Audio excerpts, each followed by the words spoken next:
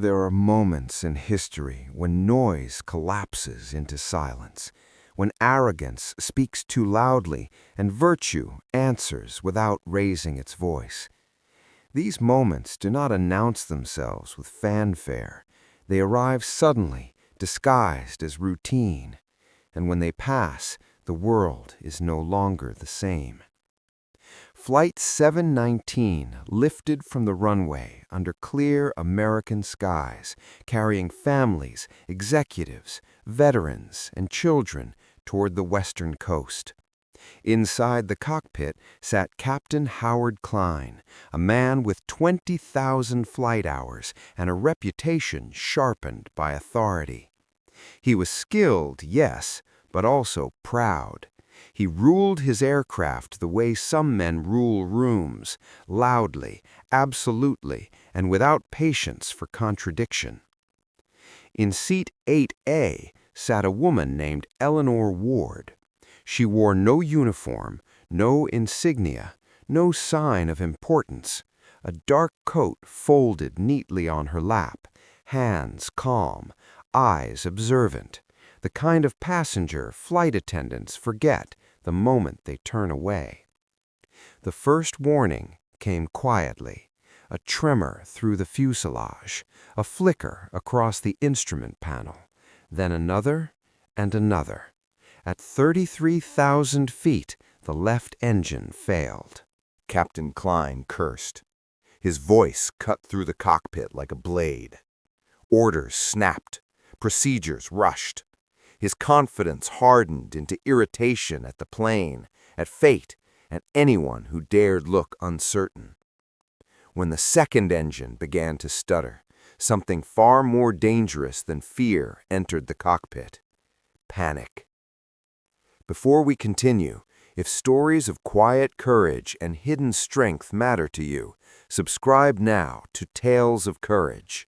These stories aren't just history, they're reminders. The intercom crackled. The cabin felt it, and Captain Klein, voice tight, made a decision he would regret for the rest of his life. The captain stood in the aisle, microphone trembling in his grip. Is there a licensed pilot on board?" The cabin froze. A child whimpered. A man prayed. Eyes searched for heroes in uniforms that weren't there. Then seat 8A. A seatbelt unclicked. The sound was small, final.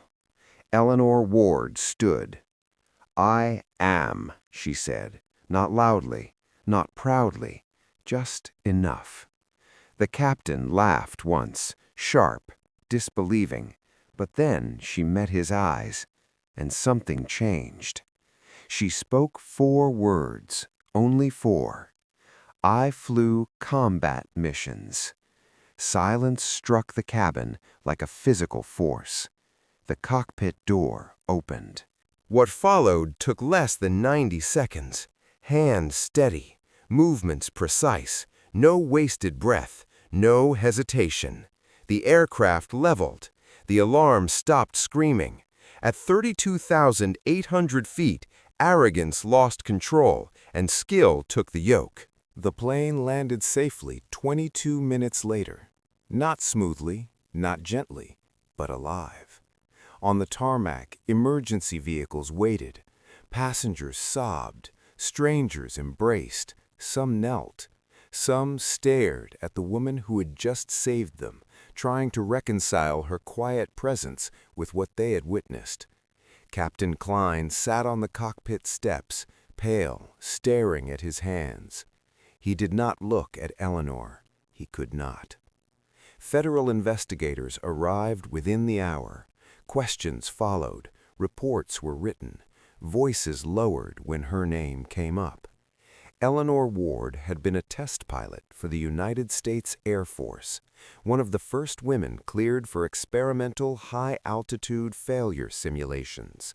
She had trained for the exact scenario Captain Klein panicked under again and again until fear no longer had a voice.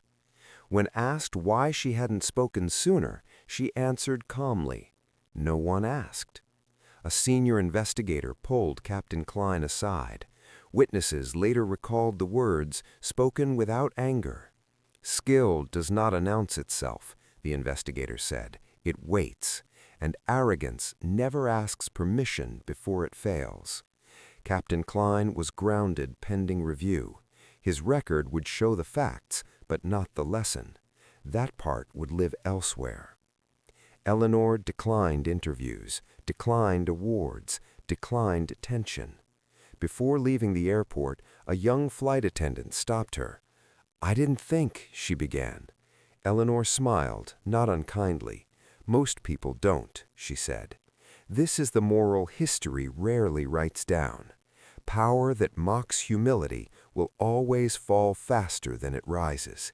Authority without respect is just noise, and true mastery never demands the spotlight, it commands the moment." If this story moved you, share it with someone who believes courage still matters. And tell us in the comments, have you ever seen quiet skill change everything? Years passed. The incident never made headlines. No viral footage, no movie deal. But among pilots, among those who truly fly, the story spread. They spoke of Seat 8A, of the woman who stood when no one else could. In training rooms, instructors would pause during emergency simulations and say, "Remember, your rank won't save you. Your ego won't save you. Only discipline will." Young aviators learned her name without ever seeing her face. Eleanor Ward returned to a life of deliberate obscurity, teaching, training, preparing others for moments she hoped they'd never face. Once, when a student asked her what it felt like to save hundreds of lives, she answered simply, "I didn't save them," she said. "I respected the responsibility." That sentence became the legend's final line. Because history does not belong to the loudest voice, it belongs to the steady hand. And when arrogance demands obedience, virtue answers with action. Don't forget to like, comment, and subscribe for more powerful stories from Tales of Courage.